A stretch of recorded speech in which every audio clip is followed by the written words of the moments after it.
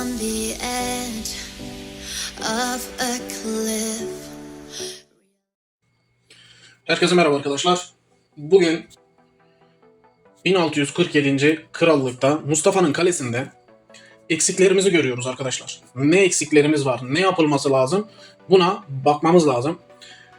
Çünkü Kaos'ta olsun ya da Paladin Savaşı'nda olsun şimdi Mustafa artık yavaş yavaş bunlara katılıyor. Tabi loncasına da ihtiyacı var ama kalenin eksikleri acaba ne? Böyle bir değerlendirip hep beraber görelim arkadaşlar. Şimdi bir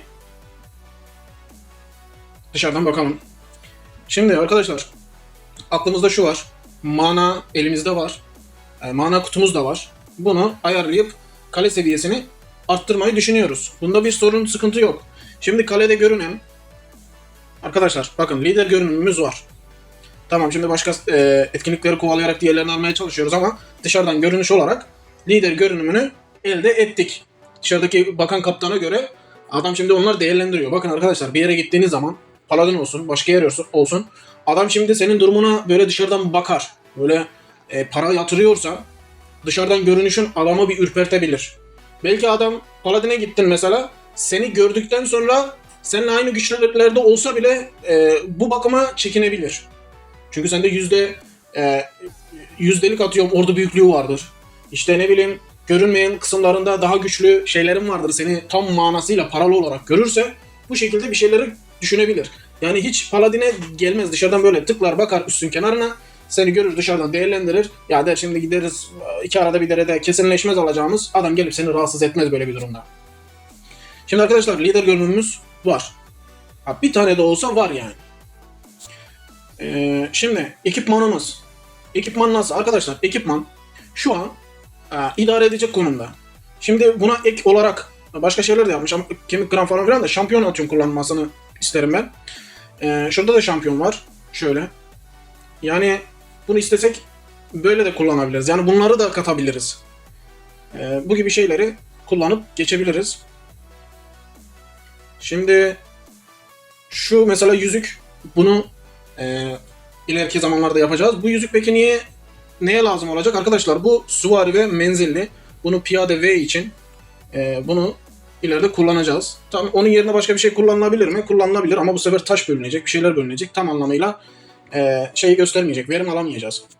Şimdi dediğim gibi arkadaşlar şöyle baktığınız zaman kalenin ekipmanları güzel. Taşları zaten takılı. Şu mesela tek tipte falan bu istersek ayarlayabiliriz yani. Bu hem piyade hem menzilli. Bu iki tip ayarlanmış doğru. Dediğim gibi bunu bu şekilde kullanılabilir. Ne bileyim yarın öteki gün ekipman olarak çok bir sıkıntımız yok aslında. Bunun haricinde bu arada iki tane kupa var. Bir tane şu yüzük bile neredeyse son seviye arkadaşlar. Bir tane tıklanmayı bekliyor. Neyse bu şekilde güzel aslında. Neyse arkadaşlar şimdi bizim sıkıntı oluşturduğu o kalede sıkıntı yaratılan şeylerden biri şurada. Şimdi gördüğünüz gibi bir fırtına tilki. Ne veriyor? Ordu SL'de veriyor. Arkadaşlar şimdi şunu söyleyeceğim. Şimdi bu Ordu SL'de verenlerin içerisinde Denizlerin Şarkıcısını ilk başta yapmaya çalışın. Bakın neden? Tabii diğerlerinden de yapabilirsiniz ama hani onun gibilerinden yapmaya çalışın. Şimdi mesela bu. Tamam bu da Ordu SL'de saldırı desteği veriyor ama bu onun yanında eğitim hızı veriyor. Yani 3. özelliğini burada kullanamıyorsun bunun. Şimdi Mustafa bunu yaptı. Bunu bitirdi. Bak bu vahşi savaşçı mesela bu da bu şey gibi. Denizlerin Şarkıcısı gibi. Bunu yaptığı için bunu örnek vermiyorum mesela. Vermedim onun için. Bu Denizlerin Şarkıcısı bir de keçi var bir tane. Şu bilgi dokuyucu. Bilgi dokuyucu arkadaşlar. Bunların üçü direkt 3 tane özellik veriyor. Buna dikkat edin. Şimdi burada tamam Mustafa yaptı ama burada dediğim gibi bir tanesinin özelliği yok. Eğitim hızlandırması yapıyor sadece. Şimdi onun yanında mesela şunu yapmış bu tek tip olarak devam ediyor arkadaşlar. Yani 5 taneye sabitleyecek ya da aralarında dönüştürecek şu an kahramanı yok. Bunun için diğerlerinden katıyor mecbur. Atıyorum mesela örnek Gül Şövalyesini falan koymaya çalışıyor. Bakın bunda da özellik yok ama Ordu SL'de veriyor 1. Dediğim gibi Goblin'i kullanıyordur. Bu da bakın 2 tanesi kapalı. Şimdi onda da 2 özellik kapalı. Diğerlerinde çoğu tek tip. Bu da mesela arkadaşlar bakın. Düş cadısı. Ne diyor? 2 tanesi açık. Yine eğitim veriyor. 3. özelliği. Yani burada yine aynı mantık oluyor arkadaşlar. Bu konuda aslında bir şey yapmış. Bir yanlış yapmış. Aslında bununla düş cadısı ve fırtına tilki yerine şunları yapması lazımdı arkadaşlar. Bilgi dokuyucu ve denizlerin şarkıcısı. Şimdi onlara geleceğim ben. Ondan hariç mesela burada usta aşçıyı yapıyor. Bu tek tipte olur. Tek tip olarak olur arkadaşlar. Biz şu an mixteyiz de üst hisar savaşları için diyorum. O olur. Bu mesela. Bu arkadaşlar bunun savaşta bir özelliği yok.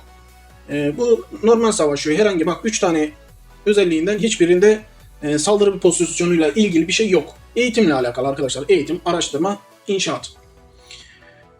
Düş cadısını zaten söyledim. Şimdi bunlar mor. Altına yakın oldukları için bunlardan bahsediyorum. Hani yakın zamanda hangisini işe yarar olarak koyabilir anlamında. Şimdi bunu koyacak. Bu yaklaştı çünkü. Ne kadar var buna? Evet az kalmış. 1-2 pakete zaten bu olacak. Ama dediğim gibi 3. özelliği yok. Şimdi burada bekçi. Bakın arkadaşlar bekçi. Parasız oynayanlar için çok çok önemli bir kahraman. Bunun yanında burada Mustafa'nın kendisi de kullanabilir. Hem paralı oynayanlar hem parasız oynayanlar için ideal olarak bekçi iyi. Arkadaşlar bu şekilde bekçiyi de yetiştiriyor. Ama bekçiyi yetiştirdiğinde arkadaşlar aynı şey gibi olacak. Mesela şu düş cadısıyla aynı özelliklere sahip.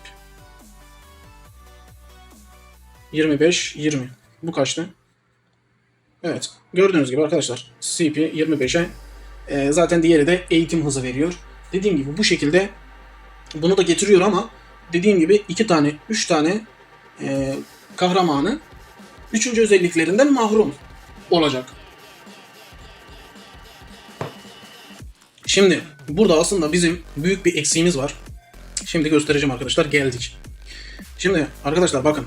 Bay yakışıklı. Bu komutayı yani içtima kapasitesini arttırıyor. Bakın 200 bir tanesi 200k asker arttırıyor. Peki Hisar hero'ları kaç tane? 3 tane. 3 tanesi ne yapar? 600k yapar. Tabi bunu yükselttiği zaman şu an 40k veriyor. Bay yakışıklı ama 200k vermesi gerekirken niye 40k olsun? Yani ekipman kale bazı şeylerde çok çok ileri durumda ama bazı şeylerde geri kaldı. Almıyor mu? Alıyor ama nasıl oluyorsa yetişmiyor yani. Ya da başında bunun ucunu tutturamamış. Şimdi fark ediyor mesela içtima kapasitesi olsun olsun. Hani bu içtima kapasitesi bizim sırtımıza bir yük. Kamburumuz yani. Bunu arttırmaya çalışıyor. Gördüğünüz gibi mavide. Düşünün daha bu ilkine geldik. Ki 3 tane var 2 tanesi kaldı. Şimdi şunları göstermeyeceğim. Bunlar ayrı. Lanetli avcı. Hisar Hero'su yine arkadaşlar. Bakın. Ne yapmış? Artı 20k. 20k arttırıyor. Ama bu sarı olsa 200k arttıracak. Daha 180k asker eksiği var. Sadece bu kahramanda. Düşünün. Bunu da geçtim arkadaşlar. Şimdi bakın. Denizlerin şarkıcısı. Burada bunu yapmakta geç kalmış. Mustafa bunu yap. Bunu her gelişinde al. Bu önemli. Diğerlerinden de önemli diyorum, söylüyorum. Bunu yapması lazım. Dediğim gibi 3 özelliği de bunun çalışıyor arkadaşlar. Bundan hariç atladık mı biz?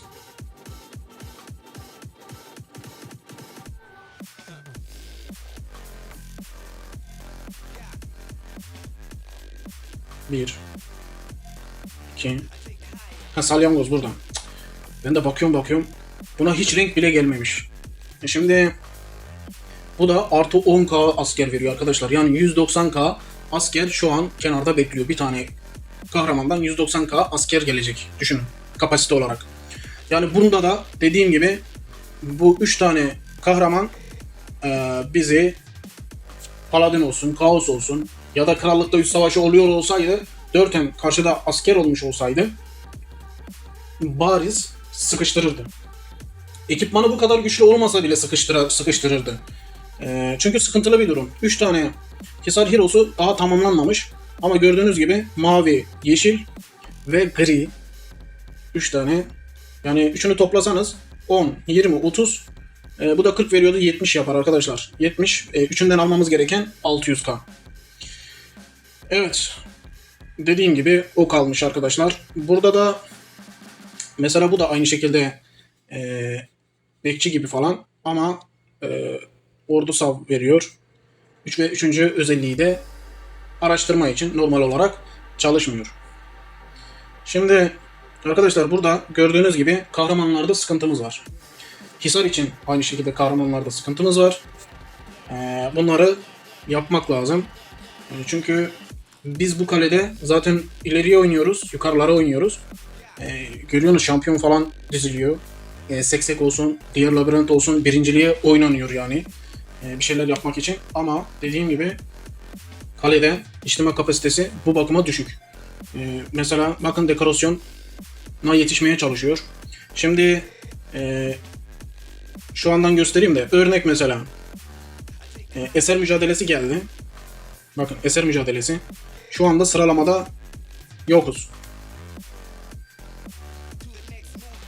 Şu an sıralamada yokuz arkadaşlar. Oo ödüle bak. Vay vay vay. Artı 32 arttığını düşünseniz arkadaşlar saldırı değerinin. Vay be. Kale teması bile alsanız bu kadar arttırmıyor. Artı 10 artı 10 arttırıyor. Şimdi doğru dedim değil mi? Artı 10 arttırıyor. Evet. Gördünüz değil mi arkadaşlar? 3 tane alacaksınız ki ondan yine olmuyor. Neyse dediğim gibi arkadaşlar şu anda eser var. Bakın göstereceğim şimdi. Eser etkinliği var. Şuraya geldik. Bakın. Bunu yakında oynayacağız. Eser fuarında. Burada Eser fuarında buradaki yarışa katılacağız arkadaşlar. Burada da birinci olma gayemiz var. Bunu da yapacağız. Bunu niye şimdiden gösteriyorum? Yani demek istediğim şey şu. Şimdi zirveye zaten oynuyoruz. Ama arkada başka eksikler var. Bunu şu an çıkarıyorum ki hem Mustafa onları tamamlasın. Onların üstüne gitsin. Çünkü bazen sinirleniyor, bazen şey yapıyor. Örnek vereyim mesela arkadaşlar. Bakın örnek veriyor. Kaos Savaşı'nda mı dedi, nerede dediyse savaşta sinirleniyor. Eksik ekipman olduğunu düşünüyor mesela. Gidiyor kemik kıranı yapıyor. Arkadaşlar kemik kıranı yapıyor. Hani bana sorarsanız gerek yok. Şu an şampiyonu varken atıyorum kemik kırana gerek yoktu. Ama o anda sinirleniyor. Hemen işte şunu yapayım bunu yapayım diye hızlı bir şeyleri yapmaya gidiyor. O şekilde halletmiş. Halbuki dediğim gibi bunu kullanmaya da bilir. Şampiyon olmasaydı bunu kullanabilirdi. Orası tamam. Ama şampiyon olduğu için buna gerek yok arkadaşlar. O da işte acaba eksiklerim nerede falan filan diye düşünüyor. Dediğim gibi kahramanlarda normal beşliğe koyacak kahramanlarda onun haricinde olan Hisar hero'larında Hisar içtima kapasitesi düşük. Bunun haricinde de yoldaşlara gidelim. Şimdi yoldaşlarda en son burada 4 taneydi arkadaşlar. Şey olarak 4 tanesi açıktı yoldaşın. 5 tane değildi. Burada eksik var mı? Ne var? Yılansı var. İblisi yapmış. Evet, yılansı var arkadaşlar. Çok fark eder mi? Şimdi öteki kendi durumdaki kaptanlar da belki kalkıp da burada bu kadar paralı hero yapmamıştır. Yoldaş yapmamıştır. Ama bir eksik olarak söylenebilir mi? Söylenebilir. Yılan yok arkadaşlar buradan. Bunların düzenlemesini sonra bakarım arkadaşlar. Şimdi şurada. Neredeydi o? Nerede bizim yılan?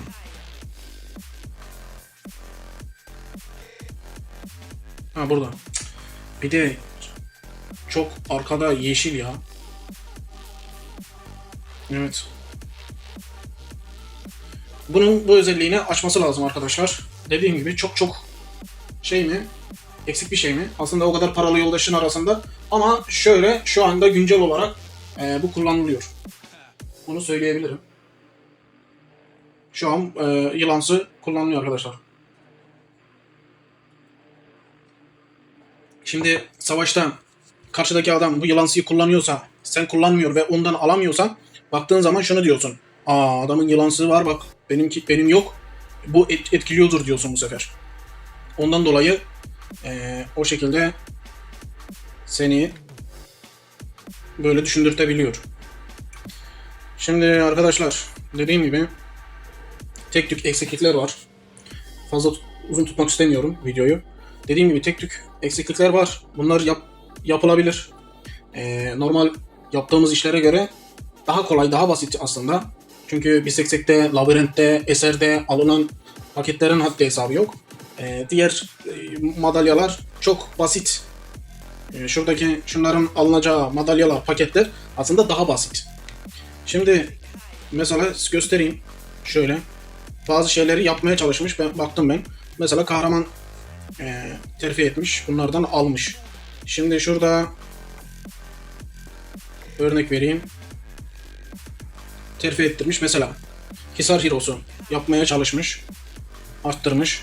Salyangozu aynı şekilde salyangozdan almış. Yani bunu da yavaş yavaş artık yapıyor. Denk gelirse zaten hepsini çeker geçer. Elinden geldiğince onları da alıyor. Biz de yapmaya, sizlere göstermeye çalışıyoruz arkadaşlar. Bu şekilde her şey normal yolunda gidiyor arkadaşlar. Bugünlük de bu kadar olsun arkadaşlar. Gördüğünüz gibi eksikleri gördük, gösterdik. Hem Mustafa hem siz hem de biz görmüş olduk. Bu şekilde zaten gelişimimiz devam ediyor. Geliştirmeye devam ediyoruz. Yarın öteki gün İnşallah umarız daha iyi yerlerde bu kaleyi görürüz. Bir paladin neden olmasın? Ya da yarın öteki gün bir baron olarak neden olmasın? Olabilir. Bakalım. İleriki zamanlar bize her şeyi gösterecek. Arkadaşlar kendinize iyi bakın. Sağlıcakla kalın. Görüşmek üzere.